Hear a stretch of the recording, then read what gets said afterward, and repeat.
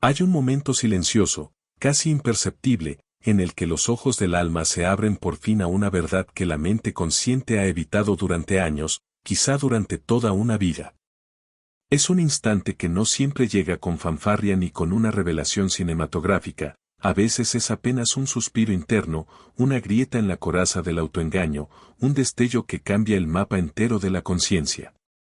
Es como si, en un pasillo estrecho y tenuemente iluminado de nuestros sueños, donde hemos caminado 1000 veces sin mirar a los lados, descubriéramos una puerta que siempre habíamos presentido pero que jamás nos atrevimos a tocar. Y cuando por fin, con manos temblorosas, la abrimos, la luz que entra no es la tibia caricia de un amanecer esperado. Es una luz cruda, implacable, una claridad sin adornos que expone cada grieta en la pared de nuestra historia. No llega para consolarnos, sino para mostrarnos sin filtros lo que siempre estuvo allí, las verdades que temíamos, las omisiones que toleramos, los pactos silenciosos que firmamos con nuestra propia ceguera. Ver al narcisista tal cual es, después de estaciones de confusión, anhelo y autoengaño, no es un simple acto de reconocimiento, es un acontecimiento psicológico profundo. Una ruptura interna que inaugura un nuevo territorio existencial. Es un verdadero rito de paso para el empático y para cualquier alma en proceso de evolución. Porque en ese momento no solo se cae la máscara del otro, también se desmoronan nuestras proyecciones, nuestras esperanzas depositadas en un sueño ajeno, nuestra necesidad de que el amor nos llegue siempre desde fuera. Este punto de inflexión es, al mismo tiempo, una bendición y una herida. Es como si el alma, en su sabiduría antigua, hubiese decidido que ya basta de girar en círculos, que ha llegado la hora de caminar derecho hacia el núcleo de la herida para desactivarla desde su raíz.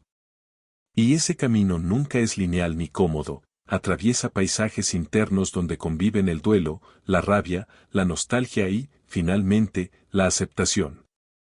En ese cruce entre luz y sombra, el viaje del empático hacia su individuación entra en su fase más turbulenta y transformadora. El ego, acostumbrado a sostener viejas narrativas, lucha para no ser desmantelado. Aparecen excusas, racionalizaciones, promesas vacías que invitan a volver atrás. Pero una vez que se ha visto la verdad, retroceder es imposible sin pagar un precio aún más alto, la traición a uno mismo. No es el final de un capítulo, es el inicio de un descenso al territorio fértil y oscuro de nuestras raíces, allí donde se guardan los recuerdos que moldearon nuestra forma de amar y ser amados. En ese descenso se arranca, una a una, la maleza que ha crecido en torno al corazón, creencias heredadas, lealtades invisibles, miedos disfrazados de prudencia. Es un trabajo de jardinería sagrada, donde la tierra removida es la propia psique y la semilla que se planta es nuestra autenticidad recuperada. Porque comprender la verdad sobre el narcisista no es, en última instancia, comprenderlo a él, sino comprendernos a nosotros mismos. ¿Por qué aceptamos menos de lo que merecíamos? ¿Por qué confundimos intensidad con amor? ¿Por qué callamos cuando nuestra alma pedía gritar? Y es allí, en ese acto de honestidad radical, donde comienza la verdadera liberación. Este encuentro no se construye únicamente con las piedras visibles de las palabras y los actos, sino con el mortero secreto del inconsciente, esa materia invisible que, sin que lo notemos, moldea cada gesto, cada silencio y cada elección. Lo que se ve es apenas la fachada, lo que lo sostiene se gesta en los rincones más antiguos de la psique, donde se entrelazan memorias, miedos y deseos que llevan décadas, o incluso generaciones, esperando ser reconocidos. El empático, por naturaleza, vive con una sensibilidad aguda, como si su piel psíquica fuera más fina que la de la mayoría. Percibe corrientes emocionales que para otros pasan desapercibidas, siente las heridas de los demás como si fueran propias y, muchas veces sin darse cuenta, carga con dolores que no le pertenecen. No solo escucha palabras, escucha silencios, tensiones en la voz, matices en una mirada. En su mundo interno, cada vibración emocional se amplifica. Impulsado por una compasión casi instintiva, el empático tiende a buscar, en la sanación de otros, un reflejo de su propia redención. Lo hace no desde un cálculo consciente, sino desde un patrón profundamente arraigado, el deseo de reparar en otros lo que una vez estuvo roto en sí mismo. Así, sin advertirlo, se convierte en el heredero del arquetipo del sanador herido, figura universal que la mitología ha retratado como aquel que, habiendo sido atravesado por el dolor, aprende a curar gracias a esa misma herida.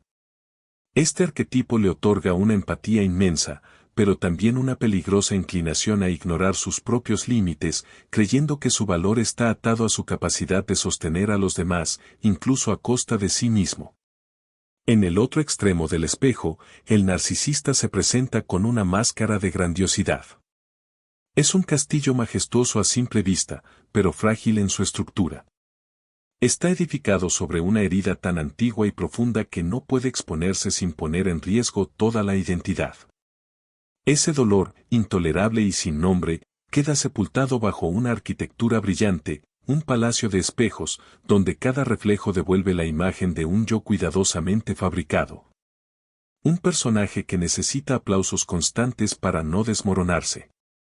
Pero dentro de esa fortaleza no hay reposo. El narcisista vive en un estado de vigilancia perpetua, como un guardián que custodia un tesoro que no existe, temiendo que cualquier mirada penetrante pueda atravesar el cristal y ver la grieta que lo sostiene. La máscara, aunque sólida a los ojos del mundo, está hecha de materiales frágiles, miedo visceral al abandono, vergüenza sofocada y una incapacidad casi total de verse con honestidad. Reconocer su propio dolor equivaldría a derrumbar todo el escenario donde ha actuado durante años, y para su psique, esa caída sería insoportable. Así, empático y narcisista se encuentran no por azar, sino por una resonancia profunda. Uno busca redimir, el otro busca ser redimido. Uno teme no ser suficiente si no entrega todo, el otro teme ser descubierto si no recibe todo. Y en ese pacto silencioso, sus sombras se reconocen antes que sus luces. Pero, ¿qué une realmente a estas dos almas? ¿Es acaso un simple azar trágico, un encuentro fortuito que por mala suerte se convierte en tormenta? ¿O, debajo de la aparente casualidad, late una coreografía invisible, precisa, casi milimétrica, como si las piezas de un ajedrez invisible se hubieran movido desde mucho antes de que ambos se encontraran? Es posible que lo que llamamos casualidad sea, en realidad, la expresión visible de fuerzas mucho más antiguas y profundas, una danza de arquetipos representándose en el gran teatro del inconsciente colectivo.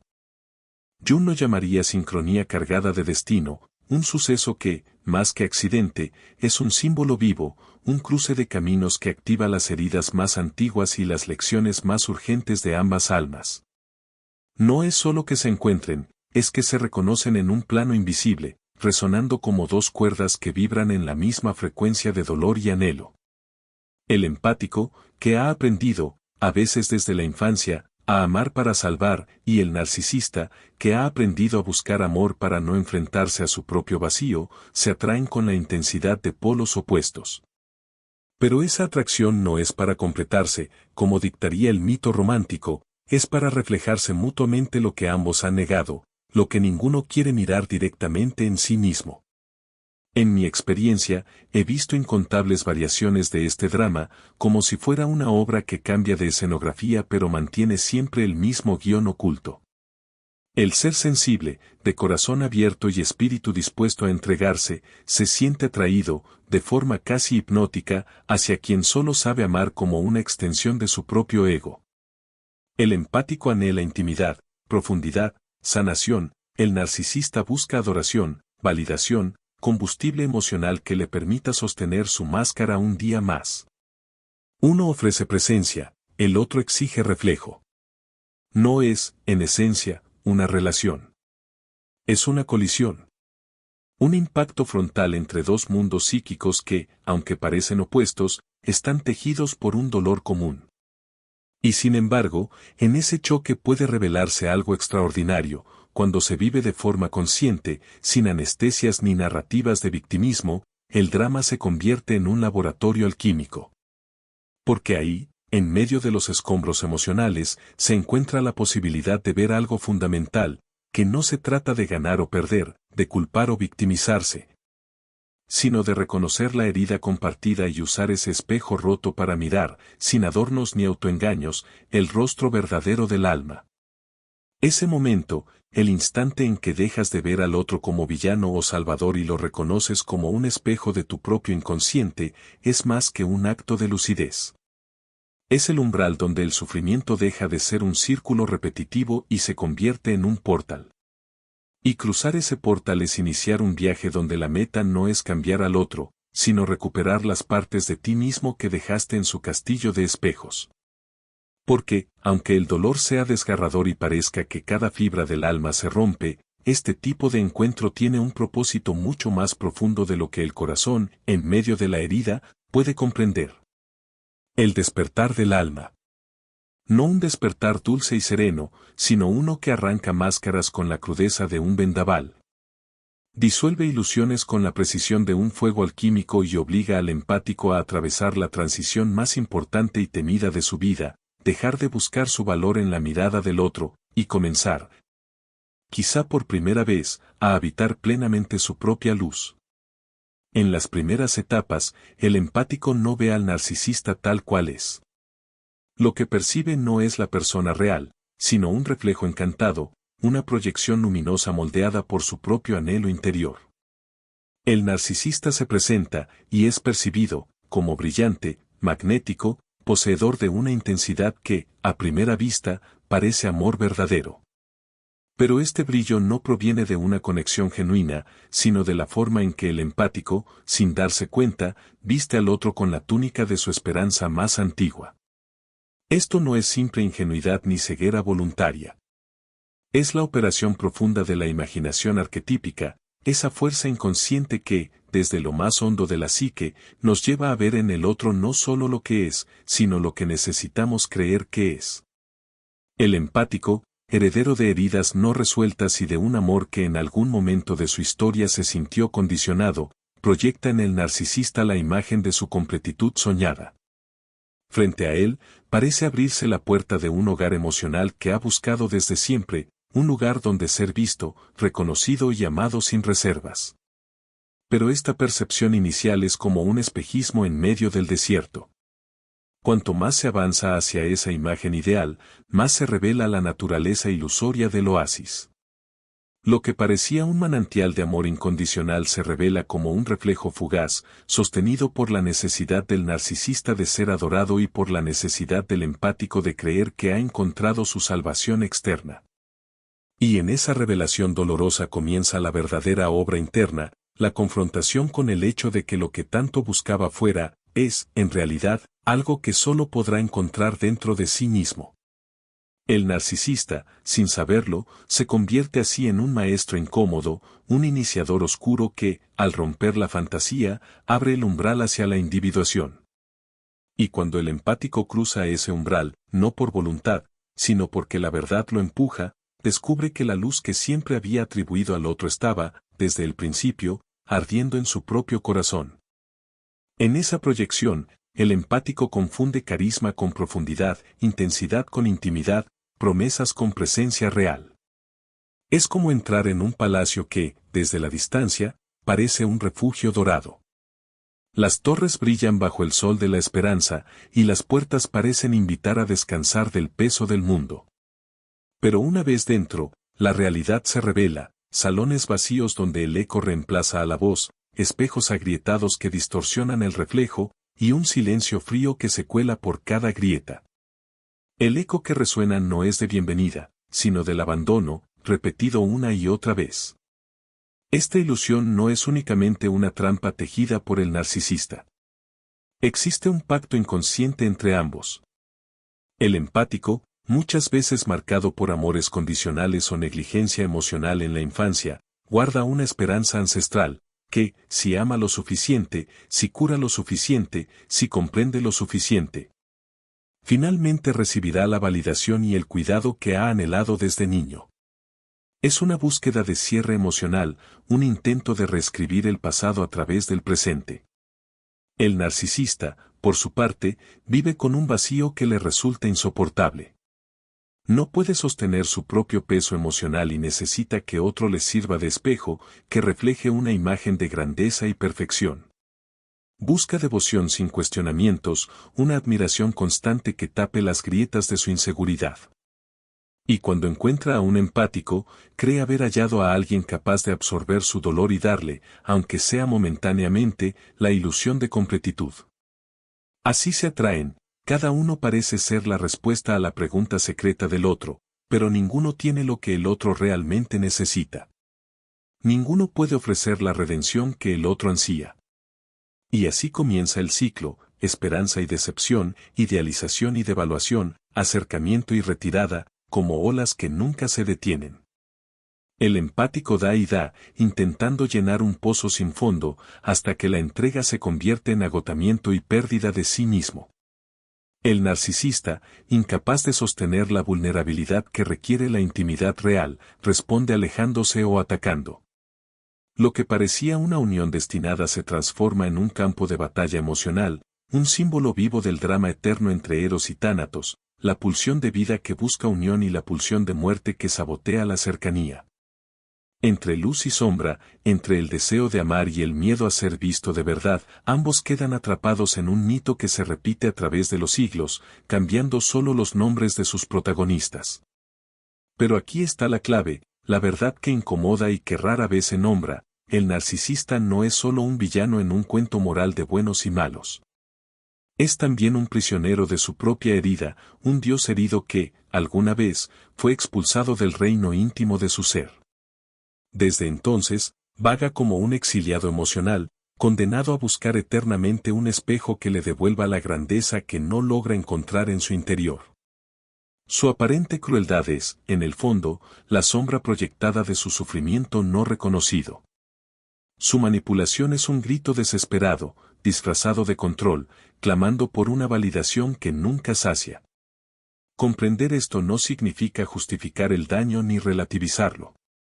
Significa atreverse a ver la arquitectura profunda del vínculo, los cimientos invisibles que lo sostienen y lo repiten. Porque todo patrón de sufrimiento, por más desgarrador que sea, lleva en su núcleo un llamado a la conciencia.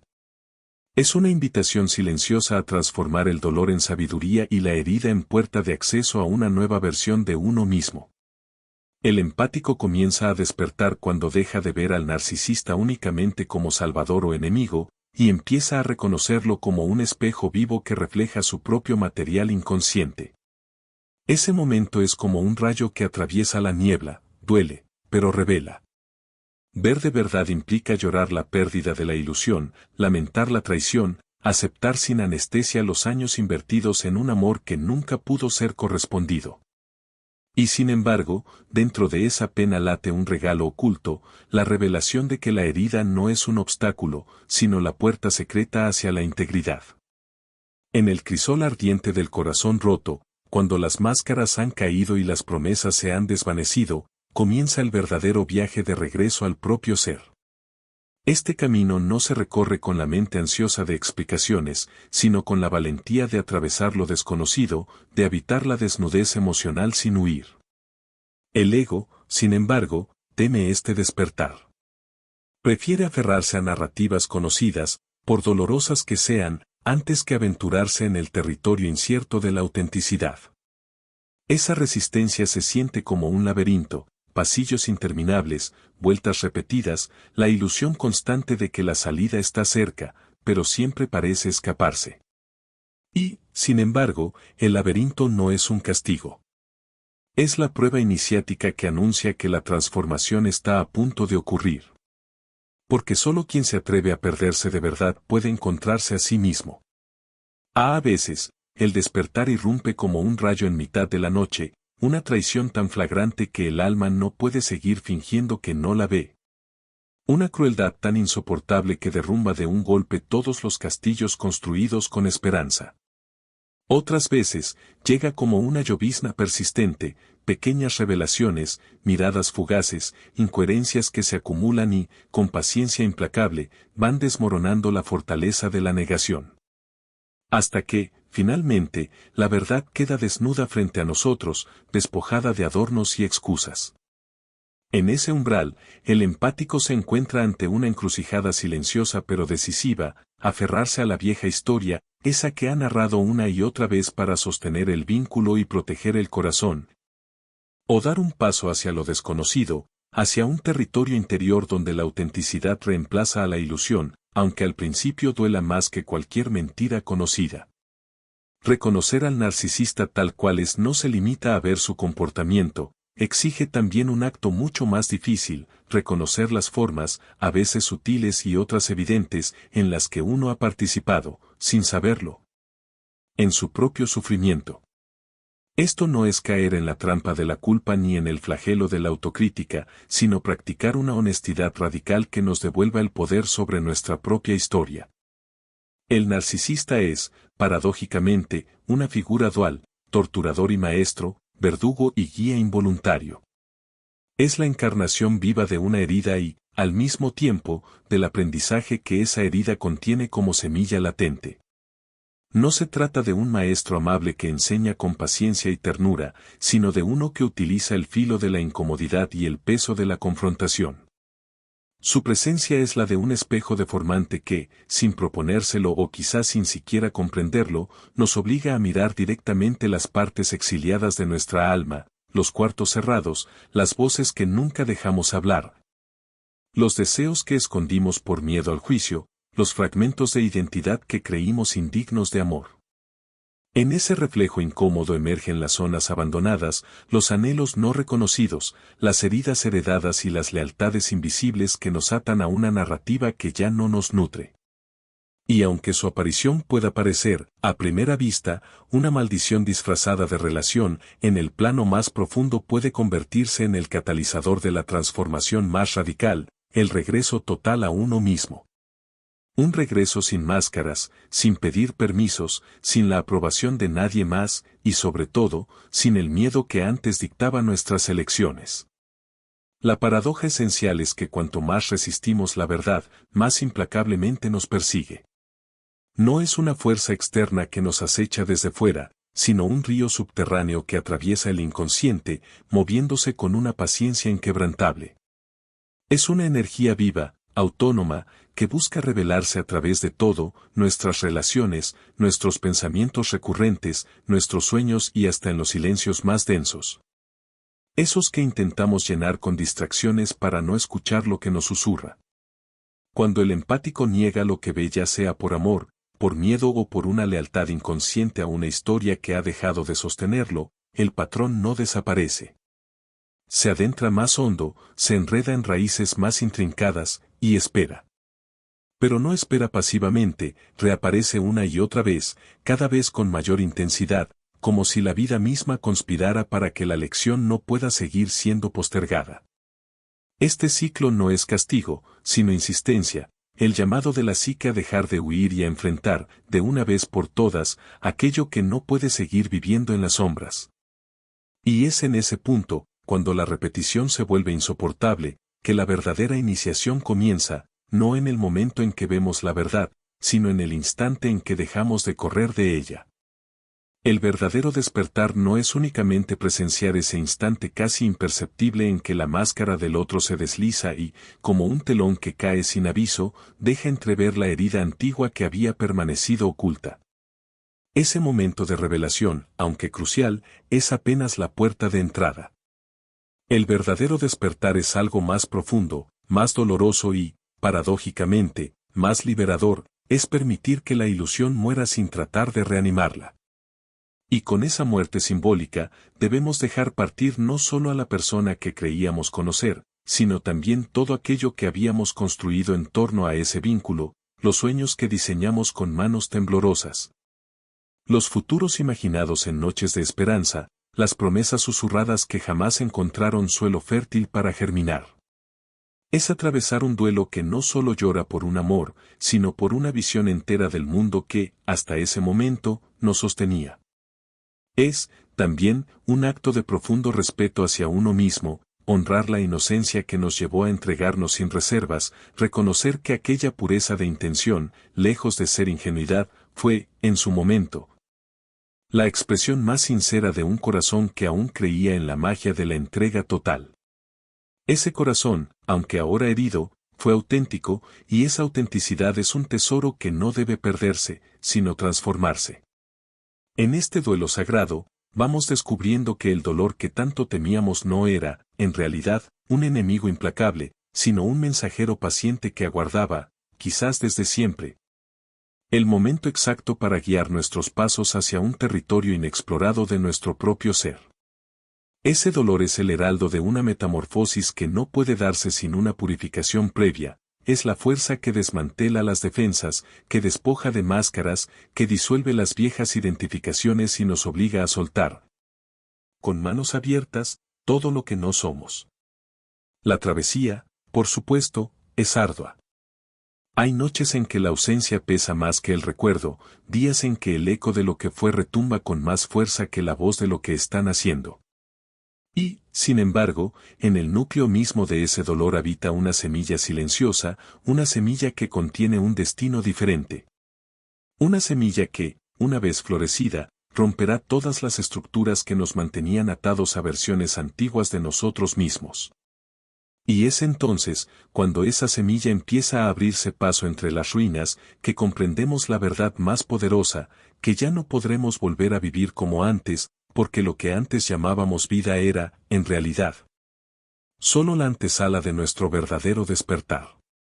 La alquimia interna, ese proceso secreto y milenario que no pertenece solo a los laboratorios de los antiguos, sino al corazón humano, siempre comienza con la nigredo, la etapa oscura, densa y silenciosa que antecede a toda renovación verdadera. Es el descenso inevitable a las profundidades del propio ser, un viaje sin mapa ni certezas, donde la luz de la razón se extingue y el alma se ve obligada a caminar guiada únicamente por un instinto primitivo de transformación. En la nigredo, lo que creíamos sólido se fragmenta, y lo que una vez nos dio identidad se descompone en sus elementos más primarios. Es el momento en que los cimientos emocionales y las narrativas con las que nos definimos se derrumban, revelando que todo aquello que pensábamos eterno no era más que arcilla moldeada por viejas heridas y por las manos invisibles de nuestra historia. Allí, en ese territorio donde el sol no alcanza, la ilusión se quema en un fuego silencioso e implacable. Es un duelo sin testigos, un tránsito que ocurre en lo más íntimo de la psique, donde la soledad se convierte en compañera inevitable. No se trata solo de perder a alguien o algo, se trata de perder versiones enteras de nosotros mismos, de permitir que mueran las imágenes y las máscaras que alguna vez creímos indispensables. Es, en esencia, una muerte psíquica, un desprendimiento radical que deja al alma desnuda, enfrentada únicamente a lo que es esencial y verdadero. Y, sin embargo, incluso en esta oscuridad absoluta, algo invisible permanece en gestación. Como la semilla que germina bajo la tierra sin ser vista, el alma empieza, muy lentamente, a reconfigurarse. De esas cenizas frías, casi imperceptiblemente, comienza a emerger un nuevo yo. No una copia maquillada del anterior, no una versión ligeramente mejorada, sino un ser completamente distinto, forjado en la fragua de la conciencia. Endurecido por la experiencia y suavizado por la compasión hacia sí mismo. Este nuevo ser ya no vive encadenado a las heridas que antes definían sus límites. Reconoce el dolor como un maestro y no como un carcelero. Su brújula ya no apunta hacia la aprobación ajena, sino hacia la integración más radical, la unión de todas sus partes, incluso aquellas que alguna vez fueron exiliadas, negadas o condenadas al silencio. Cuando la nigredo culmina, no queda rastro del viejo mundo. Y aunque la siguiente etapa, la albedo, la purificación, aguarde con su luz renovadora, quien ha atravesado la oscuridad sabe que la verdadera riqueza del proceso no estuvo en la promesa de la claridad, sino en la transformación irreductible que la noche más larga trajo consigo. El narcisista, sin saberlo y quizá incluso resistiéndose a aceptarlo en algún nivel inconsciente, ha cumplido un papel que ningún aliado, por más amoroso o bien intencionado que fuera, habría podido desempeñar. Ha sido el iniciador oscuro, el guardián implacable de un umbral sagrado que jamás habríamos cruzado por voluntad propia. No vino como maestro voluntario, sino como catalizador involuntario, no como guía que da la mano, sino como fuerza que empuja sin miramientos hacia el abismo que más temíamos. Al enfrentarnos a su sombra, nos vimos obligados a descender al inframundo de las nuestras, a ese territorio inhóspito donde habitan las memorias congeladas, las emociones no digeridas y los aspectos de nuestra identidad que alguna vez dejamos atrás para poder sobrevivir. Allí, en esa geografía psíquica olvidada, tuvimos que escuchar las voces que durante años silenciamos, recoger las piezas dispersas de nuestro propio ser, e integrar a la conciencia esos fragmentos exiliados que, sin darnos cuenta, nos seguían llamando desde la oscuridad. Y en ese rescate doloroso, algo crucial comienza a ocurrir. El empático deja de buscar su salvación en manos ajenas. La plenitud ya no se mide por la aprobación que pueda leer en los ojos del otro, sino por la profundidad del vínculo que establece consigo mismo. La fuente de su fuerza deja de ser externa, brota desde la hondura de su propio corazón, como un manantial que siempre estuvo allí, pero que estaba cubierto por capas de miedo, de idealización y de olvido. Este viaje no es nuevo. Es tan antiguo como la humanidad misma, y la memoria colectiva lo ha narrado una y otra vez bajo distintos velos. Orfeo descendiendo a las profundidades por Eurídice, arriesgando su vida para recuperar lo que amaba. Inanna atravesando las 7 puertas del inframundo, despojándose de todo símbolo de poder hasta quedar completamente desnuda ante la verdad esencial. Hércules encarando sus 12 pruebas, enfrentando monstruos externos que no eran sino reflejos de batallas internas. Todos estos relatos, pese a sus diferencias culturales y temporales, cuentan la misma verdad inmutable: no existe luz duradera que no haya atravesado primero la noche más profunda. No hay atajo posible, porque la oscuridad no es un obstáculo accidental, sino el crisol que nos transforma. Cada paso dado en ese descenso, por más desgarrador que sea, es también un regreso a casa, a la morada interior donde, por fin, dejamos de buscar afuera lo que siempre estuvo esperando dentro. Y aquí yace el misterio más grande: una vez que los ojos del alma han visto, no pueden volver a cerrarse. La conciencia, una vez expandida, no se contrae. Lo que se ha comprendido en lo más íntimo se convierte en brújula, en fuego sagrado, en un saber que arde con una claridad imposible de apagar. Y así, el viajero que un día cayó al abismo, que fue despojado de todo y enfrentó la soledad absoluta, regresa con un tesoro que el mundo no puede dar ni quitar: la certeza de su propio poder. La plenitud que no depende de nadie, la libertad de amar sin encadenarse. El héroe no vuelve igual, vuelve más vasto que el cielo que lo vio partir, más profundo que el mar que lo reclamó, y más luminoso que las estrellas que lo guiaron en su noche. Porque al final, el verdadero despertar no es escapar de la oscuridad, sino encender una luz que jamás podrá apagarse.